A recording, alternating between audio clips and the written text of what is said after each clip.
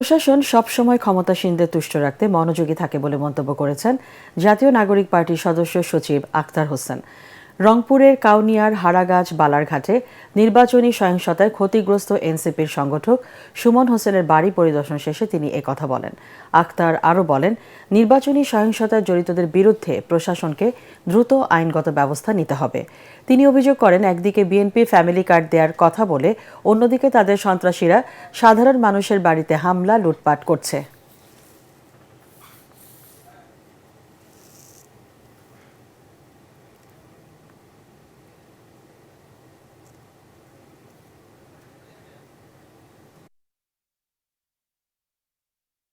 হারাগাছের পরিস্থিতি দেখলেই আপনারা বুঝতেছেন যে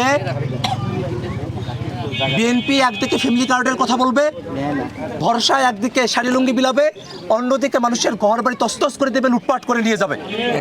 আমরা এই সন্ত্রাসের বন্ধ চাই।